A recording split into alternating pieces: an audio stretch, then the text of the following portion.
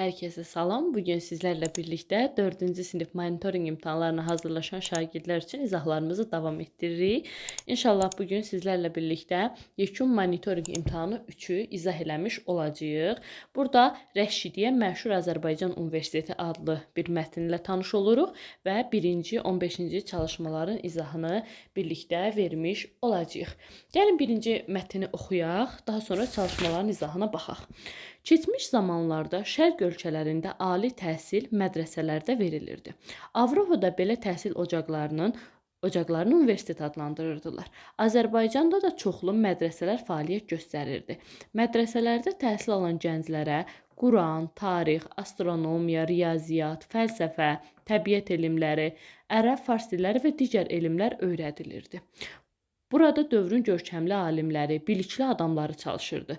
Təhsil ocaqları onu yaradan şəxsin fəaliyyət göstərdiyi yerin və orada çalışan alimlərin adı ilə adlandırılırdı. Yəqin ki, bu barədə bizə qarşımıza sual çıxmış olacaq. Belə təhsil ocaqlarının biri də Təbriz şəhərində Rəşidiyyə adlı mədrəsə idi. Bu mədrəsəni 14-cü yüzillikdə dövrün ən böyük Azərbaycan alimlərindən olan Fəzlullah Rəşidəddin yaratmışdır. O tarix, tip, təbiətşünaslıq kimi elm sahələrinə aid çoxlu əsərlər yazmışdır. Biliyi və uzaqgörənliyi ilə seçilən Fəzlullah Rəşidəddin Elxanilər dövlətində şahın vəziri vəzifəsinə qədər yüksəlmişdir. Həm böyük alim, həm də dövlət xadimi olan Fəzlullah Rəşidəddin ölkədə çoxlu sayda xeyirxah əməllər həyata keçirmişdir. Ən əhəmiyyətli tədbirlərdən biri isə mükəmməl bir mədrəsə şəhərciyinin universitet şəhərciyinin açılması oldu. Bu mədrəsə sanki şəhər içində şəhər idi. Ətrafı qala divarları ilə əhatə olunmuşdu. Bu mədrəsədə müəllimlər evi, burada mədrəsə, müəllimlər evi, məscid, qonaq evi, həkimlər evi, 30 minə yaxın yaşayış evi, rəsədxana, kitabxana və başqa əhəmiyyətli binalar tikilmişdir. Şəhərcik elm, mədəniyyət, sağlamlıq mərkəzi idi. Rəşidiyyədə deyir minlərlə tələbə təhsil alırdı. Burada təhsil almaq üçün hətta xarici ölkələrdən də Təbrizə çoxlu gənclər gəlirdi. Pulsuz təhsil alan tələbələr burada tarix, fəlsəfə, təbiətşünaslıq, təbabət, astronomiya və başqa elmlərə yiyələnirdilər. Təhsil müddəti tələbənin elmi mənimsəməsindən asılı olaraq dəyişirdi. Təhsilini tam başa vurmuş tələbələrə nə verilirdi? Şəhadətnamə verilirdi və onlar öz vətənlərinə qayıdırdı. Rəşidiyyə mədrəsəsinin çox zəngin kitabxanası var idi. İrandan, Misirdən, Hindistandan, Çindən və başqa ölkələrdən buraya çoxlu kitablar gətirilmişdi. Kitabxanada alimlər, rəssamlar, cildçilər, xəttatlar və digər sənət adamları işləyirdi. Böyüklüyünə görə Rəşidiyyə kitabxanası Nəsrəddin Tusinin yaratdığı kitabxanadan sonra ikinci yeri tutur. Burada 60 mindən çoxlu kitab var. Kitabxanadan həm müəllimlər, həm də tələbələr istifadə edirdi. Baxın belə. İndi isə gəlin sualların izahına baxaq. Birinci suala baxaq. Şərq ölkələrində ali təhsil hansı təhsil müəssisəsində verilirdi? Mədrəsələrdə verilirdi. Yuxarıda bu barədə məlumat var. Deyir ki, Şərq ölkələrində ali təhsil mədrəsələrdə verilirdi. Avropada isə belə təhsil ocaqları universitet adlandırılırdı. Baxaq ikinci suala. Rəşidiyyə mədrəsəsinin şəhərciyində aşağıdakılardan hansı yox idi? Rəsədxana var idi, məscid var idi, həkimlər evi var idi, amma sərhəd qalası yox idi. Çünki o zaten şəhərin içində idi. Yəni belə deyək də, sərhədə yerləşmirdi ki, orada sərhəd qalası olsun. Gəlin o hissəni də sizə göstərək. Baxın, deyir ki, mədrəsə, müəllimlər evi, məscid, qonaqlar evi, həkimlər evi, 30 minə yaxın yaşayış yeri, rəsədxana, kitabxana və başqa əhəmiyyətli binalar var idi. Amma sərhəd qalasının adını çəkmir. Üçüncü suala baxaq. Mətndə hansı suala cavab tapmaq mümkün deyil? Rəşidiyyə kitabxanasına kitablar hansı ölkələrdən gətirilirdi? Bu sualın cavabı var. Deyir İrandan, Hindistandan, Misirdən. Rəşidiyyəyə təhsil almaq üçün hansı ölkələrdən gənclər gəlirdi? Orada qeyd olunur ki, baxın bu hissədə qeyd olunur ki, deyir burada təhsil almaq üçün xarici ölkələrdən də Təbrizə çoxlu gənclər gəlir və burada pulsuz təhsil alırdılar. Ona görə bizim axtardığımız cavab bu ola bilməz.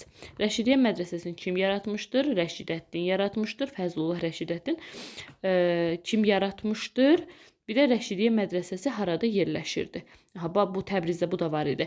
Hə, orada qeyd olunub ki, xaricdən çoxlu tələbələr gəlirdi, amma hansı ölkələrdən gəlməsi barədə məlumat yoxdur. Ona görə cavabımız olacaq B variantı. Rəşidiyyədə tələbələrin təhsil müddəti nədən asılı idi? Onların elmi mənimsəməsindən asılı idi. 5-ci suala baxaq. Avropada ali təhsil müəssisələri necə adlanırdı? Universitetlər adlanırdı. Mədrəsə şərq ölkələrində də akademiya və institut adlandırması barədə məlumatımız yoxdur. 6-cı suala baxaq. 6-cı sualda deyir ki, mədrəsələr adlarını hansı əsaslara görə alırdı? Orada tədris olunan fənlərə görə yox, onu yaradan şəxsin və ya alimin adına əsasən bəli, yalnız şəhərin adına əsasən xeyr, tələbə sayına əsasən xeyr. Cavabımız olacaq B variantı. 7-ci suala baxaq. Fəzlullah Rəşidəddin Elxanilər dövlətinə hansı vəzifəyə qədər yüksəlmişdi? Yuxarıda bunu oxuduq. Şahın vəzirinə qədər yüksəlmiş olur. Mətnin məzmununa əsasən hansı fikirlə razılaşmaq olmaz? Rəşidiyyə mədrəsəsində yalnız yerli tələbələr təhsil alırdı. Elə baxın, bununla razılaşmaq olar. Çünki bayaq oxuduq, həm də xarici tələbələr var idi. Rəşidiyyə mədrəsəsinin kitabxanası çox zəngindir. Orada 60 mindən çox kitab var idi. Fəzlullah Rəşidəddin həm alim, həm də dövlət xadimi idi. Bəli, o həm müxtəlif elmlərə aid kitablar yazıb, həm də Elxanilər dövlətinin vəziri olub. Rəşidiyyə mədrəsəsində müxtəlif elmlər tədris olunurdu. Bəli, bu da doğru fikirdir. 9-cu suala baxaq. Deyir, mətnin məzmununu ümumiləşdirsək, mətnə hansı adı vermək olar? Elm və təhsil mərkəzi adını vermək olar. 10-cu suala baxaq. Rəşidiyyə kitabxanası böyüklüyünə görə hansı kitabxanadan sonra ikinci yer tutur? Nəsrəddin Tusi kitabxanasından sonra. Axırda bu barədə məlumat verilib. Yenə də istəyirsiniz baxaq ora bir dəfə. Baxın, deyir ki, böyüklüyünə görə Rəşidiyyə kitabxanası Nəsrəddin Tusinin yaratdığı kitabxanadan sonra ikinci yeri tutur. Yəni ikinci yerdə bu kitabxana yerləşmiş olur. Təhsilini tamamlayan tələbələr hansı sənəd təqdim olunurdu? Şəhadətnamə təqdim olunurdu. Bu barədə də mətnin özündə oxuyuruq. 12-ci suala baxın. Rəşidiyyə adlı mədrəsə harada yerləşirdi? Təbriz şəhərində yerləşirdi. 13. Altından xətt çəkilmiş birləşməni hansı ifadə ilə əvəz etmək olar? Fəzlullah Rəşidəddin ölkədə çoxlu sayda xeyirxah əməllər həyata keçirmişdir. Bitirmişdir olmaz, yaratmışdır olmaz, hazırlamışdır olmaz, amma reallaşdırmışdır olmaz. Həyata keçirmək reallaşdırmaqla sinonim ifadədir. 14-cü suala baxaq. Rəşidiyyə mədrəsəsinin nə ilə əhatə olunduğu mətndə necə təsvir olunur? Səhra ilə əhatə olunmayıb, qala divarları ilə əhatə olunmuşdur. Deyirsən ki, şəhərin içərisində bir şəhər idi. B-ni də çıxarıq, D-ni də çıxarıq. Cavabımız olar C variantı. Mətndə qeyd olunan Rəşidiyyə mədrəsəsinin kitabxanasına aid xüsusiyyətləri seçin. Yalnız dini kitablar vardır? Xeyr. Müxtəlif kitablar vardır. Kitabxanada 30 min kitab vardır. Xeyr. 60 min kitab var idi. Yəni cavab C variantı. Yalnız yerli müəlliflərin xeyr. Həmçinin xarici müəlliflərin də əsərlərinə rast gəlmiş olurduq. Gəlin ikinci mətnimizi oxuyaq və bununla bağlı çalışmaların izahına baxaq. İkinci mətn bir stəkan südün xatirəsi adlanır və 16-cı 30-cu tapşırıqlar da onunla bağlıdır. Əvvəlcə mətni oxuyaq. Kasıb bir ailənin uşağı olan Hovard ailəsinə dəstək olmaq, öz məktəb xərclərini ödəmək üçün qapı-qapı gəzərək müxtəlif əşyalar satırdı. Deyir, soyuq bir qış günü idi və o bu gün heç bir şey satmadığı üçün pulu yox idi. Çox ac idi. Döyəcəyi növbəti qapıdan yemək üçün bir şey istəməyə qərar verir. Utancaq bir şəkildə qapını döyür. Qapını açan gənc qadını görəndə bir az utanıb həyəcanlandı. Yemək üçün bir şey istəmək əvəzinə xahiş etsəm, bir stəkan su verə bilərsinizmi deyə soruşdu. Gənc qadın oğlanın təəccübünə və utancaqlığını hiss etdi və onun ac ola biləcəyini düşünərək Hovardı içəri dəvət etdi. Onu isinmək üçün sobanın yanına, yəni qızınmaq üçün sobanın yanına oturtdu və istədiyi su ilə birlikdə ona isti süd və peçeniyə gətirdi. Hovard peçeniyələri yavaş-yavaş yedi və südünü içdi. İsindikdən və doyduqdan sonra işinə qayıtmaq üçün ayağa qalxdı və gənc qadına dedi. Çox sağ olun, süd və peçeniyə üçün nə qədər borcum var? Gənc qadın bu sualı isti təbəssümlə cavab verdi. Sizin borcunuz yoxdur, cənab. Anam mənə və qardaşlarıma öyrədib ki, bizim göstərdiyimiz xeyirxahlıq və mehribanlıq üçün heç vaxt qarşılıq gözləməyək. Aha. Bəli. Bu cavabı eşidən Hovard gənc qadına ürəkdən təşəkkür edərək evdən çıxdı. Evdən çıxanda özünü yalnız fiziki deyil, həm də mənəvi cəhətdən çox yaxşı hiss edirdi. İllər sonra qadın çox nadir bir xəstəliyə tutulur. Kənddəki həkimlərin köməyi çatmadıqdan sonra onu daha əhatəli müayinə üçün şəhərdə böyük xəstəxanaya göndərirdilər. Həkim Hovard doğma kəndində bir xəstənin xəstəxanaya gəldiyini eşidəndə çox həyəcanlanır. Bir neçə il əvvəl ona bir stəkan süd təklif edən qadını ilk görüşdə tanıyır və hətta bu qadın huşsuz və qocalmış olsa belə, onun həyatını xilas etmək və sağlamlığını bərpa etmək üçün əlindən gələni edir. Uzun müalicə müddətinin sonunda təsdiqlənməsi üçün ona təqdim olunan hesabata baxan həkim Hovard hesabata belə bir şey yazır və zərfə qoyur. Xəstənin otağına göndərir. Zərfin gəldiyini görən qadının içini qorxu hissi bürüyür. Qarşılaşacağı xərclər onu qorxudurdu və ödəyə bilməyəcəyini düşünürdü. Bu hesabı ödəmək üçün o ömrünün sonuna qədər işləməli olur. Əli titrəyərək zərfi açır və baxır. Açdı və baxdı. O hesabın altındakı notu görən kimi göz yaşlarını saxlaya bilmədi. Sizin borcunuz bir stəkan süd və peçeniyə ilə ödənilib. Deməli, insanın illər əvvəl elədiyi yaxşılıq sonradan gəlir ən ehtiyacı olan zaman qarşısına çıxmış olur. Baxaq 16-cı suala. 16. Deyir ki, hansı bənddə mətninə görə səbəb-nəticə əlaqəsi düzgün göstərilməyib, yeyəcək nəsə istəmək üçün qapını döydü, gənc qadın onu içəri dəvət eləyir, doğru. Gənc qadın ona süd və peçeniyə verdi, Hovard özünü həm fiziki, həm də mənəvi cəhətdən yaxşı hiss etdi, bəli. Hovard gənc qadına təşəkkür etdi, qadın Hovardın minnətdarlığını qəbul etdi, həkim hesabatı Hovardın yazdığı notu əlavə etdi, qadın hesabı açanda sevincindən qışqırdı, xeyr, o ağlayır. 17-ci sual, burada cavabımız oldu D variantı. 17-ci suala baxaq. 17-ci sualda deyir ki, Hovard hansı səbəbdən qapı-qapı gəzərək əşyalar satırdı? O, ailəsinə dəstək olmaq məqsədi ilə, həmçinin təhsil xərclərini ödəmək məqsədi ilə, elə cavabımız B variantı olacaq. Burada tətil xərcləridir, təhsil deyil, düzgün oxumaq lazımdır. Bəzən ola bilər ki, orada belə deyək də, texniki cəhətdən səhvə yol verəsiniz. 18-ci suala baxaq. Həkim xəstəyə təqdim olunan hesabata nə yazdı? Sizin borcunuz bir stəkan süd və peçeniyə ilə ödənilib fikrini yazmışdı. Mətndə oxuduq bu barədə. Qadın zərfi açarkən hansı hissləri keçirirdi? O qorxu hissi keçirirdi. Çünki düşünürdü ki, belə deyək də, xəstəxana xərclərini ödəyə bilməyəcək. Amma sonradan sevindi. 20-ci sualda deyir ki, gənc qadın Hovardın ac olduğuna necə reaksiya verdi? Onu evinə buraxmadı, bu yanlışdır. Onu yola saldı, yanlışdır. Onu tənbih etdi, yanlışdır. Onu içəri dəvət eləyir, ona süd və peçeniyə təqdim eləyir. 21-ci suala baxaq. Mətnin giriş hissəsində hansı haqqında heç bir məlumat yoxdur? Zaman, məkan, baş qəhrəman, köməkçi obraz. Gəlin birinci mətnin giriş hissəsinə baxaq. Mətnin giriş hissəsinə baxaq. Baxın, belə deyək də, bu hissə yəqin ki, giriş hissədir. Birinci abzas.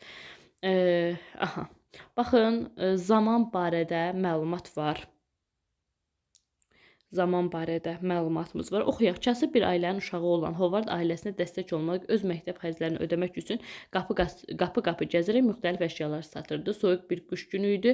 O bu gün heç bir şey satmadığı üçün pulu yox idi, çox ac idi. Döyəcəyi növbəti qapıdan yemək istəmək üçün yemək istəmək qərarına gəlir. Gedək baxaq görək orada hansı variantlar verilmişdi. Deməli, uşaqlar, A variantı zaman var, soyuq bir qış günü idi. Həmçinin, belə deyək də, baş qəhrəman Hovardın özü də var. Amma məkan haqqında məlumat yoxdur. Deməli, cavabımız olacaq B variantı. 22-yə baxaq. Gənc qadının Hovarda etdiyi xeyirxahlıq nə ilə nəticələnir? Hovardın ac qalması və yardım axtarması ilə xeyir. Hovardın gənc qadına borcunu pulla ödəməsi ilə xeyir. Hovardın gənc qadının xəstə olduğu zaman ona kömək etməsi ilə, bəli, illər sonra ona köməklik göstərir. Hovardın gənc qadınla dostluq etməsi ilə xeyr. 23. Qadın zərfi açdıqda göz yaşlarını saxlaya bilmədi. Çünki zərfdə onun kömək etdiyi insanın adını gördü və keçmişini xatırladı. Bu bizim axtardığımız cavab olmaz. O zərfdəki...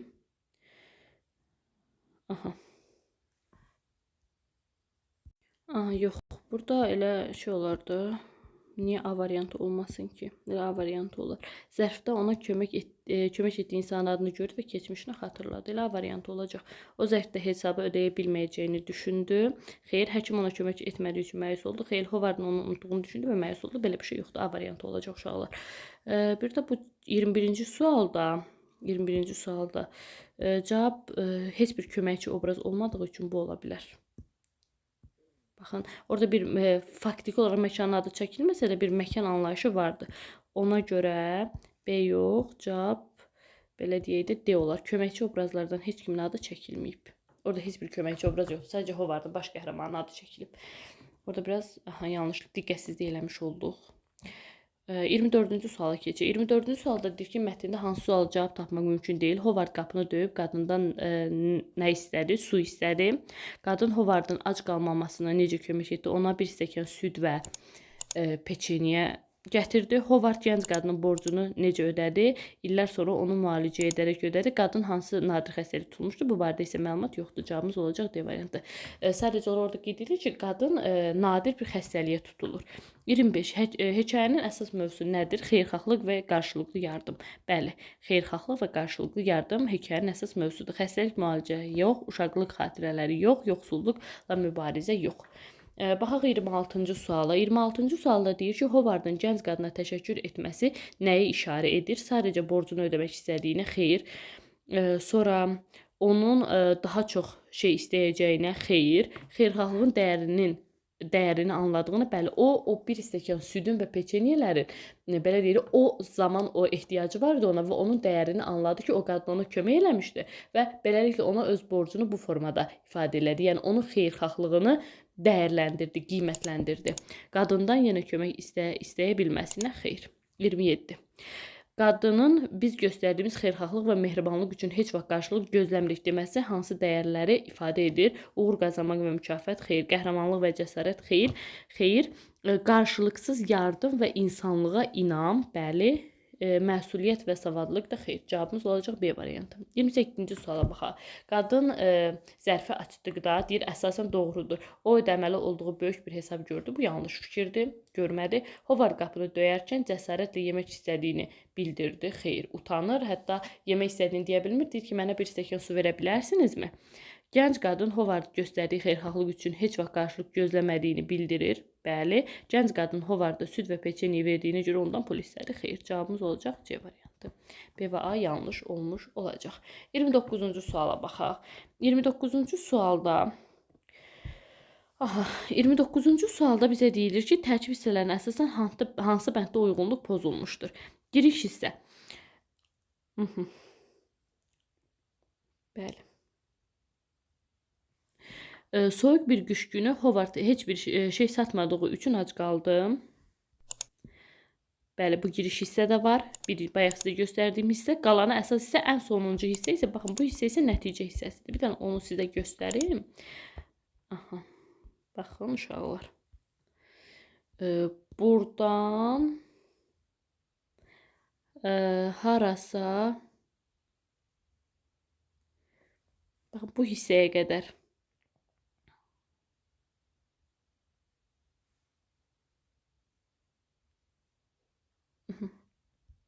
Bu hissəyə qədər olur əsas. Sonuncu hissə isə olur nəticə. Yerdə qalan hissə isə olur nəticə. Deməli, gedək aşağıdakı hissəyə.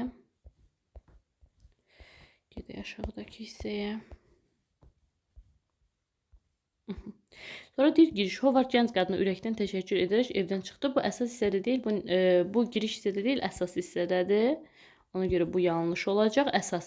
İllər sonra qadın nadir bir xəstəliyə tutuldu və Hovard onu tanıyaraq onun həyatını xilas etmək üçün əlindən gələni etdi. Əsas hissəyə aiddir. Nəticədə qadın zərfi açdıqda göz yaşlarını saxlaya bilmədi. Çünki hesabın altındakı not xeyirxahlığının geri döndüyünü göstərdi. Bu da nəticədə sonluqda görmüş oluruq. Deməli, əslində bizim yanlışı istəyirsə cavabımız olacaq B variantı. Bu da belə. 30-cu suala baxaq. Hansı cümlə deyir, isti sözü mətndəki mənasına işlənmişdir? Baxaq, deyir, o isinmək üçün sobanın yanında oturdu və istədiyi su ilə birlikdə ona isti süd və peçeniyə də gətirdi. Burada isinmək sözü, yəni qızınmaq mənasında, həqiqi mənada istifadə olunub. İsti havada elə bizim axtardığımız cavab olar. Günəşin altında dincəlmək çox xoşdur. Yəni orada sobanın yanında isinirdi. Burada isə günəşin altında isinir. İsti münasibətlər, isti münasibət məcazi mənada, isti təbəssüm məcazi mənada, isti duyğular məcazi mənada. Cavabımız olur A variantı. Ümid edirəm ki, video izahımız sizin üçün yararlı oldu. Növbəti izahlarda görüşmək ümidi ilə.